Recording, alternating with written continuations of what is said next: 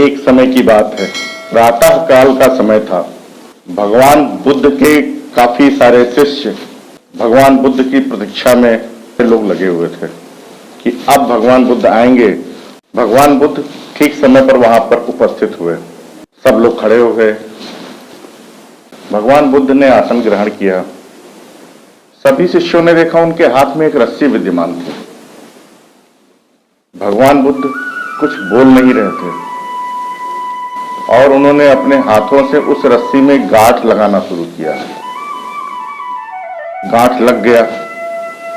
फिर शिष्यों की ओर उन्होंने देखा और पूछा, ये रस्सी क्या पूर्व की ही भांति है?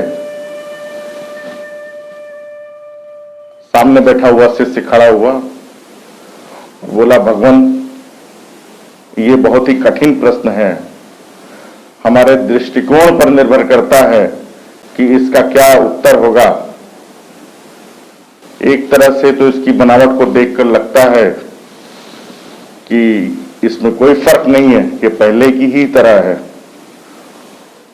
लेकिन दूसरे दृष्टिकोण से अगर हम देखें तो इसमें गांठ लग चुकी है और पहले से इसका स्वरूप बदल चुका है। शिष्य ने कहा कि ये भले ही बदली हुई लग रही हो, लेकिन अंदर से इसका स्वरूप तो वैसा ही है जैसे पहले था। भगवान बुद्ध ने कहा, सत्य है, इसको मैं खोल देता हूं। फिर भगवान बुद्ध ने रस्सी के दोनों सिरों को पकड़ा और उसको खींचने लगे। तभी एक पीछे का शिष्य खड़ा हुआ और बहुत तेजी से बोला कि भगवान, इस तरह से खींचने से तो ये खुलने के बजाय और भी कस जाएंगी। तो भगवान बुद्ध ने कहा, फिर क्या करना चाहिए? तो शिष्य ने कहा कि इसे खोलने के लिए सबसे पहले इसकी गांठ की बनावट को देखना होगा और समझने का प्रयास करना होगा कि इनकी गांठें किस तरह से लगी हुई हैं। समझ में आने के बाद इसे खोलने का प्रयास किया जा सकता है। भगवान बुद्ध मुस्कुराए। उन्होंने कहा, बहुत सुंदर, मैं यही सुनना चाह रहा था। लोग आते हैं और मुझसे पूछते हैं कि प्रभु, मेरे अंदर का अहंकार दूर करो। कोई मुझसे ये क्यों नहीं पूछता है, मेरे अंदर यह अहंकार आया क्यों? कोई आता है और मुझसे कहता है कि प्रभु, मेरे अंदर का क्रोध दूर करो। लेकिन कोई मुझसे ये नहीं पूछता कि मेरे अंदर ये क्रोध क्यों आता है।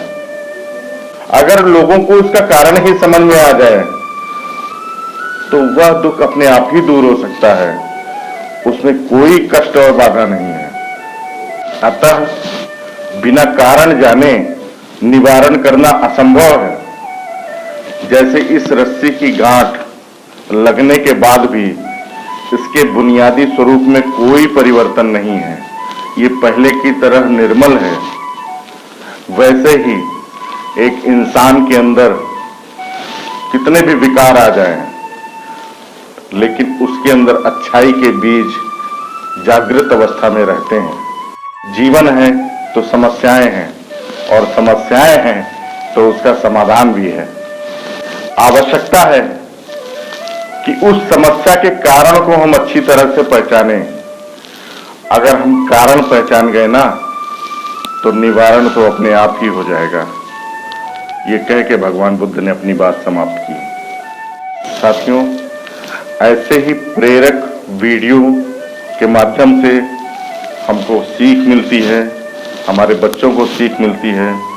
तो हमारे साथ बने रहें। इस तरह के तमाम वीडियो आपके सामने आते रहेंगे। अगर ये वीडियो अच्छा लगा हो तो लाइक करें, शेयर करें और अगर आप इस चैनल पे नए हैं तो सब्सक्राइब करें।